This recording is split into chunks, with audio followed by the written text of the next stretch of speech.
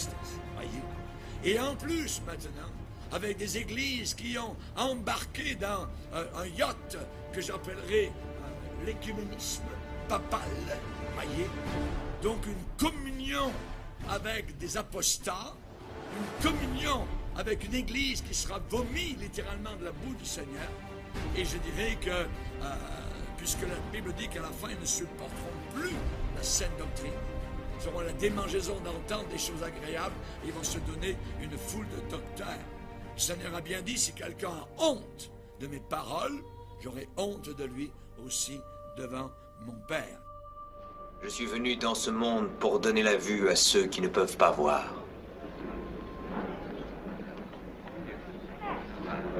Et aussi pour ôter la vue à ceux qui peuvent voir.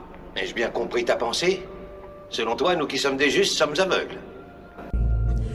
Flammas eius, Lucifer matutinus inveniat.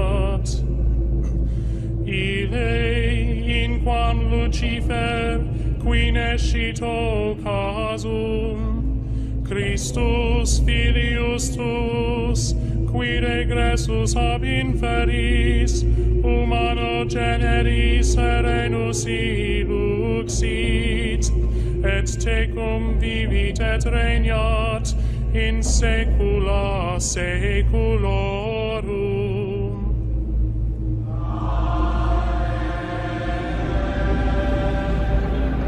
Si vous étiez aveugle, alors vous seriez purs et sans péché. Mais tant que vous dites « nous voyons », votre péché demeure.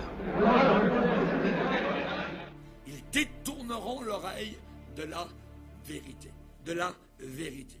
Je vais vous parler de l'écuménisme papal. Voyez, ce cher monsieur, donc animé de Satan, qui s'appelle le pape François. Le pape François est un séducteur mondial animé des forces diaboliques. Pasteur Bougier, vous en mettez, voyez. Vous allez comprendre très rapidement la séduction totale actuellement que cet homme est en train de faire avec le système catholique. Dieu voit les fruits de nos labeurs. Et si parfois nos efforts, notre travail semble échouer et ne pas porter fruit, nous devons nous souvenir que nous sommes les disciples de Jésus et que sa vie, humainement parlant, s'est achevée dans l'échec. L'échec de la croix. L'échec de la croix. Tout d'abord, n'oubliez pas que cet homme a été récemment nommé sur la planète Terre l'homme de l'année. Par spécialement Time Magazine qui en parle, voyez, l'homme de l'année, c'est le pape François.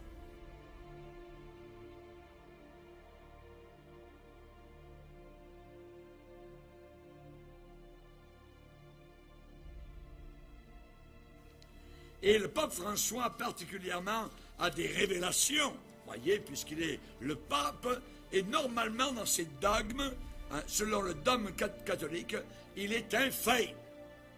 Il est infaillible. Alors, il a eu dernièrement des révélations, et le pape François déclare, à travers l'humilité, la recherche de l'âme et la contemplation de la prière, nous avons acquis une nouvelle compréhension de certains dogmes. Écoutez bien tous les mots. Une nouvelle compréhension nouvelle de certains dogmes. Écoutez bien. Un démon grenouille qui est en train de sortir. L'Église ne croit plus en un véritable enfer où les gens souffrent. Cette doctrine est totalement incompatible avec l'amour infini de Dieu. Les gens, c'est bon, merveilleux. Dieu n'est pas un juge, mais un ami, un amant de l'humanité. Dieu ne cherche pas à condamner, mais seulement à embrasser. Il dit, le pape, comme la fable d'Adam et Ève. Notez les mots, la fable d'Adam et Ève. Nous voyons l'enfer comme, écoutez bien, un dispositif littéraire. Conducteurs aveugles! Vous coulez un insecte et vous avalez un chameau! Vous vous pliez devant la lettre de la loi et vous trahissez le cœur de la loi. Justice, miséricorde, fidélité. Vous ressemblez à des sépulcres blanchis qui paraissent beaux au dehors, mais qui au-dedans sont pleins d'ossements, de morts et de toutes espèces d'impuretés. Vous voyez ces pierres? Eh bien, je vous le dis en vérité, il ne restera pas ici pierre sur pierre qui ne soit renversée. Votre maison sera laissée triste et déserte. Elle sera le domaine des lézards et des araignées. Serpents, race de vipères, comment échapperez-vous au châtiment de la géhenne? Tiens, mes amis, Satan, il en a dans son sac. Adam et Ève, voyez, l'enfer, c'est un dispositif littéraire. Il dit l'enfer est simplement une métaphore de l'âme isolée qui, comme toutes les âmes, seront finalement unies dans l'amour avec Dieu. Tout le monde va au ciel. Et il le dit. Et il le dit. Écoutez bien. Je cite. Et ce que des millions de catholiques croient, et de nos amis chrétiens évangéliques aussi.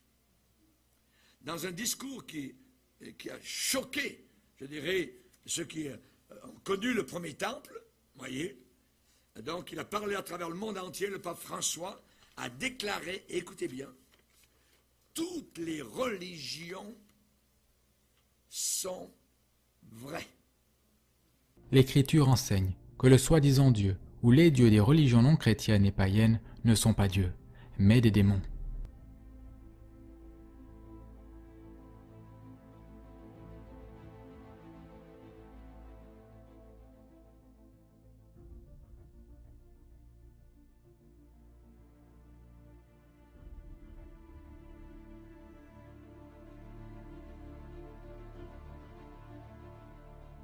Ceux qui n'adorent pas le Dieu du christianisme n'adorent pas Dieu, mais des démons. Voilà la raison pour laquelle l'Église catholique a toujours interdit toute forme de prière commune au culte avec les membres d'autres religions. Dans son encyclique Mortalium Animos de 1928, le pape Pie XI a déclaré que l'Église catholique a toujours interdit aux catholiques de prendre part à des assemblées non catholiques. Il a également dénoncé les conventions ou réunions dans lesquelles figurent des non-croyants ou des membres de diverses religions. Il a qualifié les actions en leur faveur comme un rejet de la vraie foi. Il y a eu des initiatives pour de tels rassemblements chez certains non-catholiques en 1928, et elles représentaient un faux œcuménisme, qui est la raison pour laquelle le pape Pie XI les condamna. Mais elles étaient principalement des réunions de discussion ou des prières conjointes entre hérétiques qui prétendaient être chrétiens. Jusqu'à ce que Jean-Paul II ne survienne, rien de tel que l'événement de prière d'assises en termes de réunion de prière en tant que telle, avec des représentants de toutes les principales religions du monde, y compris toutes sortes de païens, n'a eu lieu. Jamais auparavant dans l'histoire, à partir du moment où Dieu créa l'homme, les adeptes de tous les grands faux dieux sous le soleil n'ont été réunis en un seul lieu pour, entre guillemets, adorer. L'événement d'Assise était mondialement historique. Ce fut Jean-Paul II, un homme qui prétendait être un pape catholique, qui le fit se produire en 1986. Et lorsque vous y pensez, seul quelqu'un dans l'ère moderne, en possession des moyens modernes de communication et de transport, qui avait la renommée internationale, le charisme et l'influence de Jean-Paul II, pouvait organiser un tel jour de culte, auquel se présenteraient en un lieu, pour prier les divers faux dieux, les dirigeants de toutes les principales religions du monde. Jean-Paul II invita les adorateurs de toutes sortes de faux dieux à venir prier à Assise. Au total, il y avait plus de 150 divers chefs religieux, passant la journée ensemble, jeûnant et priant leurs soi-disant dieux.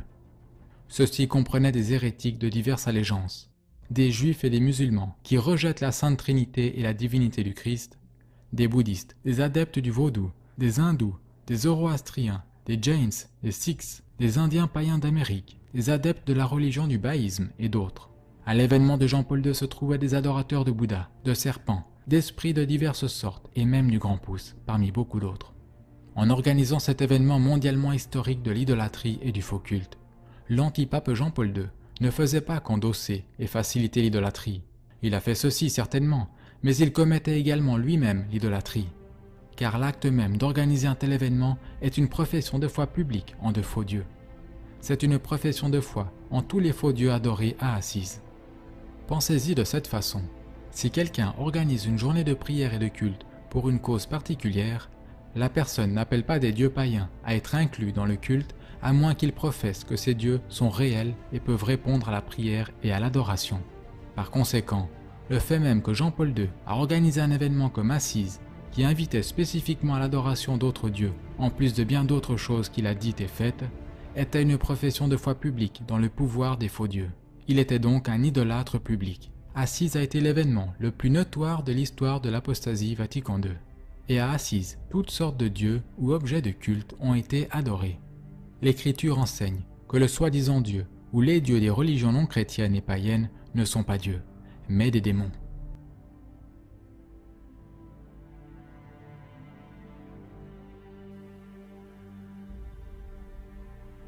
Hey! On s'arrêtait juste là-dessus. Les bouddhistes, les mahométans, les hindouistes qui adorent Vishnu, Krishna, tous les démons de l'enfer. Il dit toutes les religions sont vraies. Parce quoi? Pourquoi dit-il ça? Il dit parce qu'elles sont vraies dans les cœurs de tous ceux qui croient en elles. Fait qu'il dit si vous croyez un mensonge, c'est la vérité. Vous voyez l'entourloupette? Voyez. Et les chrétiens qui croient à l'Église catholique sont noyautés directement à l'intérieur par Satan. Que Dieu, je dirais que Satan utilise ce pape. Toutes les religions sont vraies parce qu'elles sont vraies dans le cœur de tous ceux qui croient en elles. Il dit quel autre type de vérité y a-t-il dont le passé l'Église a été dur envers celle qu'elle jugeait moralement répréhensible ou pécheur. Mais aujourd'hui, nous ne sommes plus juges. Comme un père plein d'amour, nous ne condamnons pas nos enfants. Notre Église catholique est assez grande pour les hétérosexuels et les homosexuels, pour les pro-vie et les pro-choix, pour les conservateurs et les libéraux, les communistes. Et il dit les communistes sont les bienvenus. Ils ne croient même pas en Dieu, les communistes. Les communistes sont les bienvenus et même nous ont rejoints. Nous aimons tous les gens et adorons tous le même Dieu.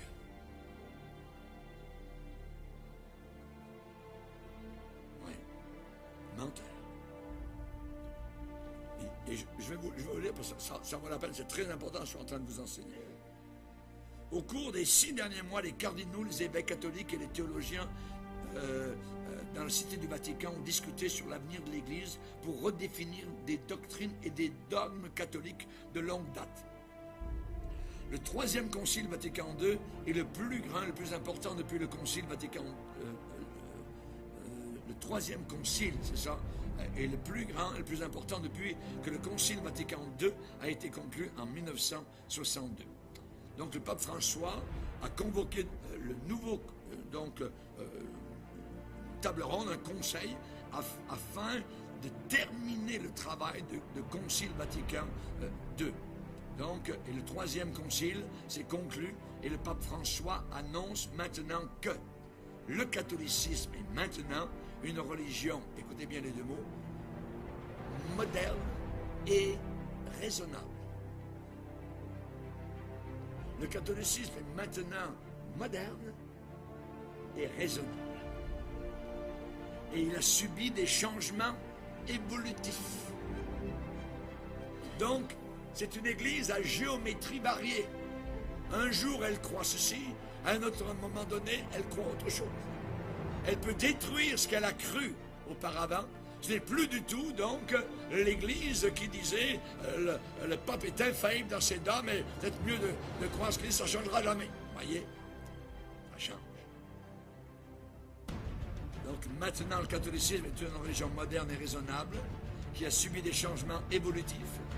Et il dit le temps est venu d'abandonner toute intolérance. Satan. S'il y a quelqu'un qui a été intolérant sur la terre, c'est Jésus.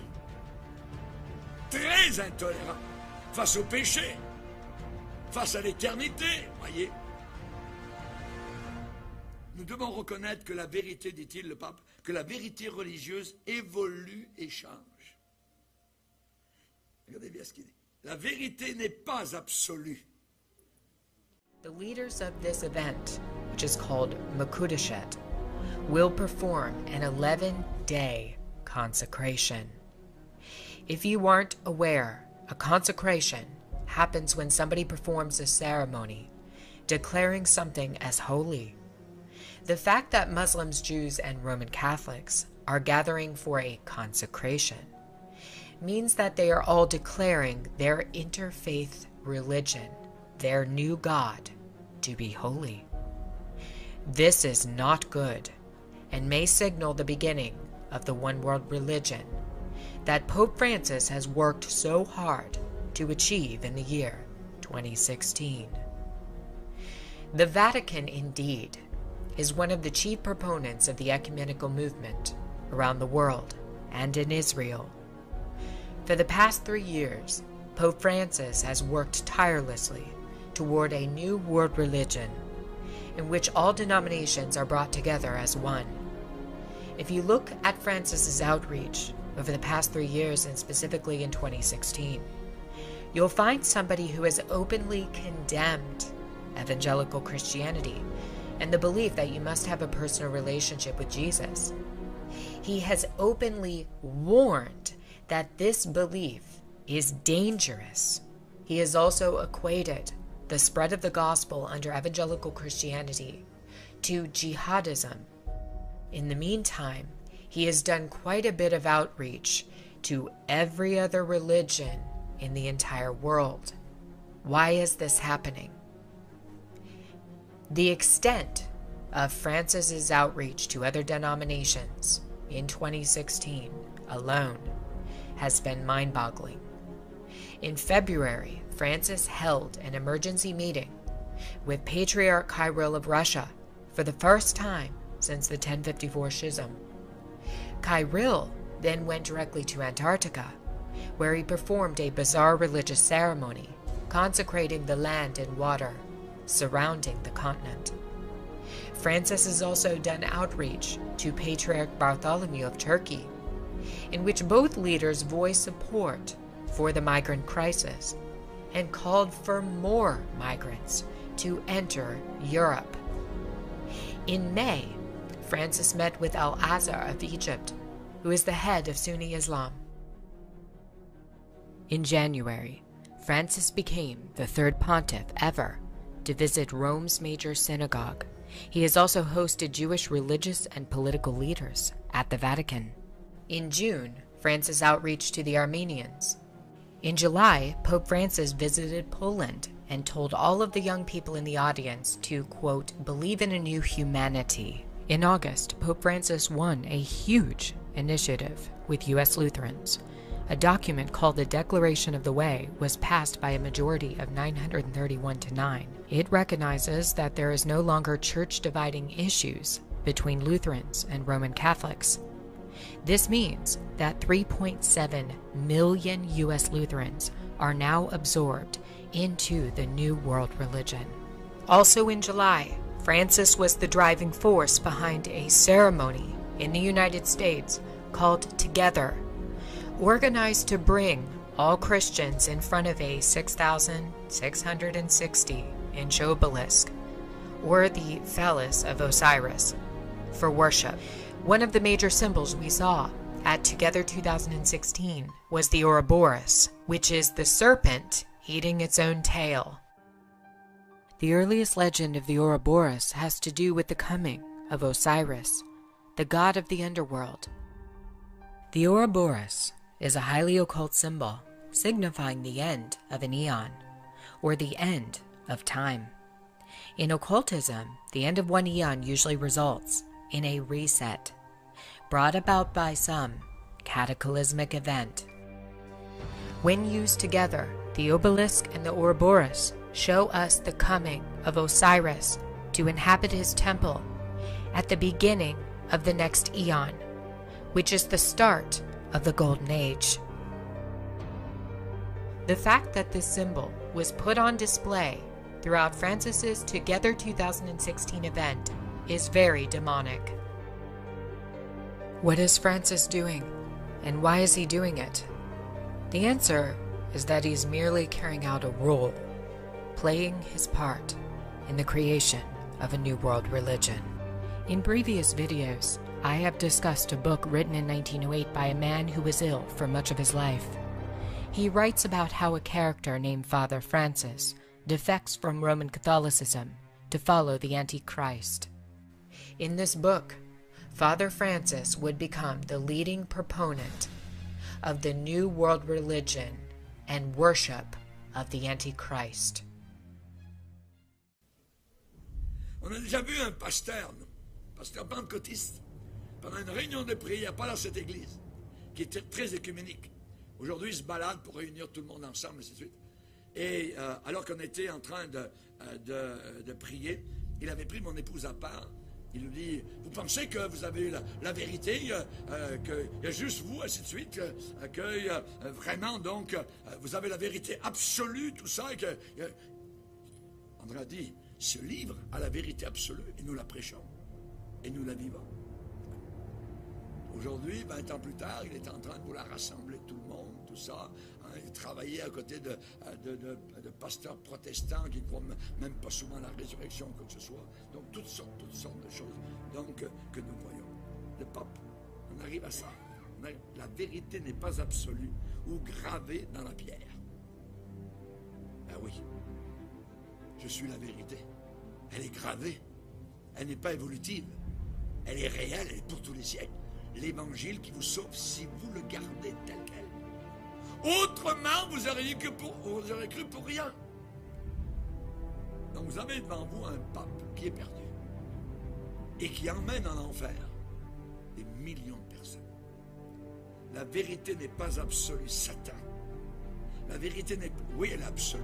Oui, elle est gravée dans la pierre. Elle était gravée au départ dans la pierre avec les 10 commandements de Moïse. La vérité n'est pas absolue, gravée dans la pierre. Et il ajoute, même les athées reconnaissent le divin. Et il dit, regardez bien comment les athées peuvent aller au ciel.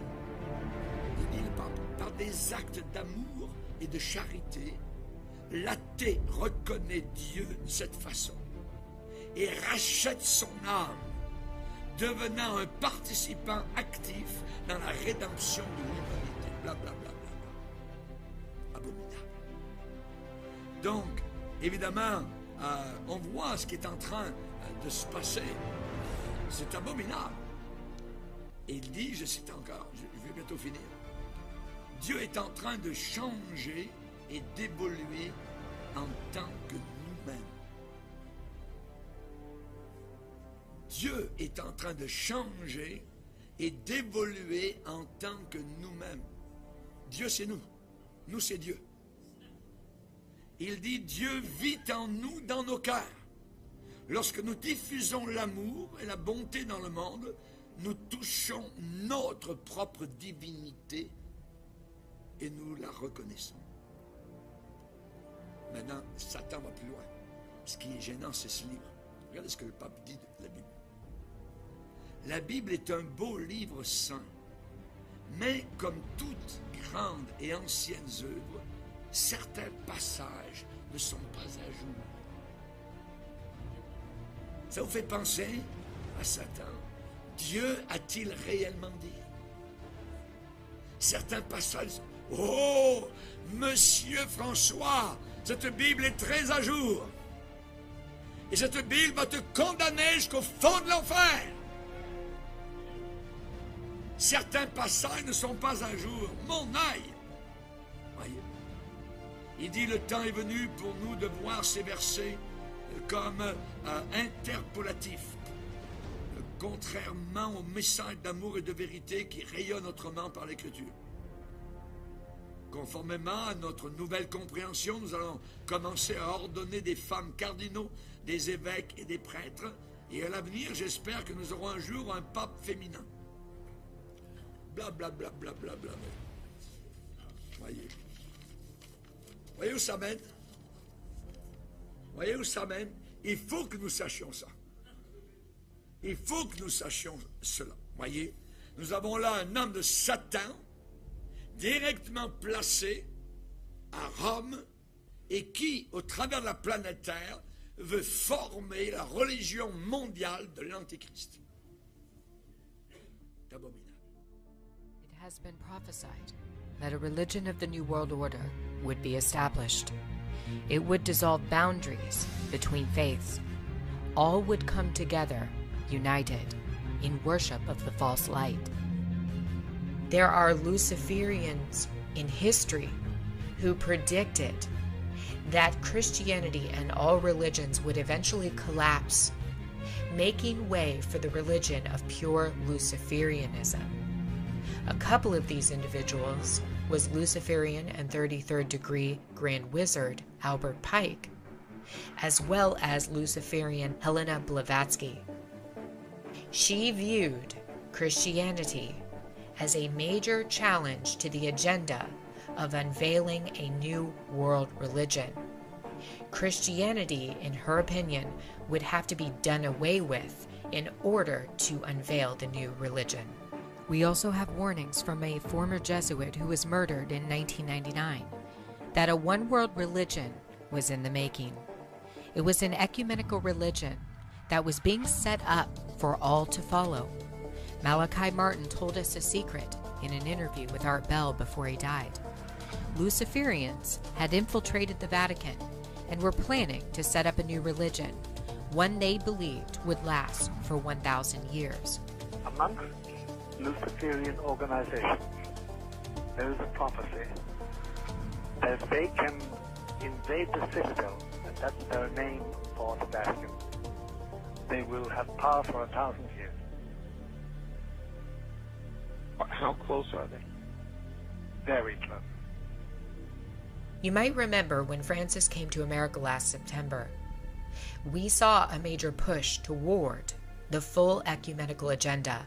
Francis's itinerary started on September 23rd, 2015, one day after he landed in the United States.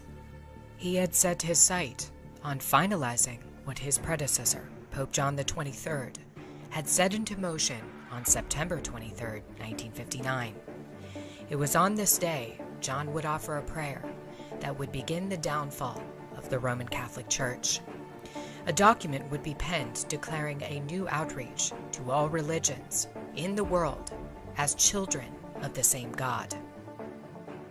Without a doubt, Vatican II is remembered as Catholicism's greatest push toward the new world religion. Vatican II would change everything about the actions of all future popes. It was now about piecing together a new religion, one that would be ready, waiting for the coming of the capstone. Pope Francis is truly preparing that new faith right now for all in the world to become a part of.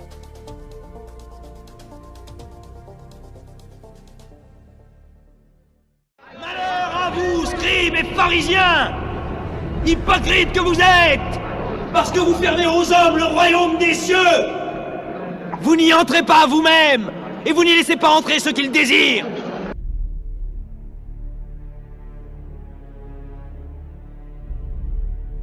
Capita di sentire qualcuno dire io credo in Dio, credo in Gesù, ma la Chiesa non mi interessa. Quante volte abbiamo sentito questo? Questo non va.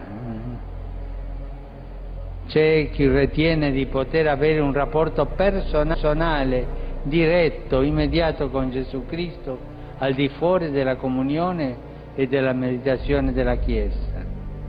Sono tentazioni pericolose, sono tentazioni pericolose.